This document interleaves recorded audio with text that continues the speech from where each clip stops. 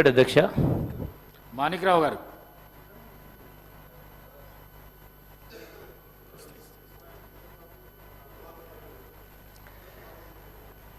ధన్యవాదాలు అధ్యక్ష.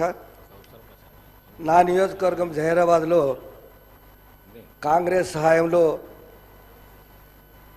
12,650 ఎకరాల నీమ్స్ ప్రాజెక్ట్ అని రావడం జరిగింది.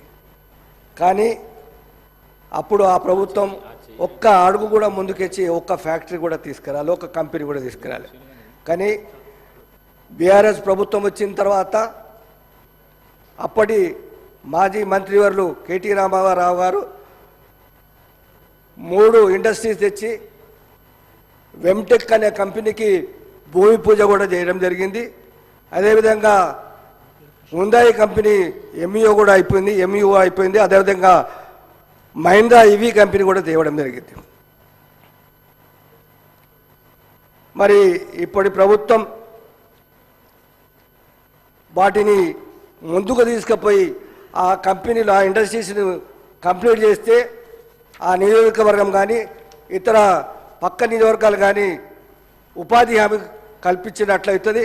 మీరు దాన్ని కంప్లీట్ చేయాలని మీ ద్వారా గౌరవ మంత్రి గారిని కోరుతా ఉన్నాను. అదేవిధంగా ఆ నియోజకవర్గంలోని నిమ్స్ అడ్జసెంట్ ల్యాండ్ అప్పటి ప్రభుత్వం కాంగ్రెస్ ప్రభుత్వంలో ఇండ్ల పట్టాలు ఇచ్చింది. 1998, 1999, 2005, 2010లో ఇళ్ల పట్టాలు ఇచ్చింది. మా జిల్లా మంత్రి అప్పటి హరీష్ రావు గారు అక్కడ విజిట్కి వచ్చినప్పుడు సార్ మాకు పట్టాలు ఇచ్చిర్రు, మరి ఈ తర్వాత నియమితులు పోయినాయని అంటున్నారు. అంటే సరే అని అప్పటికి కలెక్టర్కి లెటర్ రాసి సరే మరి వాటిని ఎంతైతే ల్యాండ్ ఉన్నదో వాళ్ళకు ఇళ్ళ పట్టాలు ఇచ్చింది కాబట్టి గౌరవంగా మరి మా మంత్రి గారు అప్పుడు సరే తీసుకోండి అని మా కలెక్టర్ గారికి లెటర్ రాస్తే ఆపి.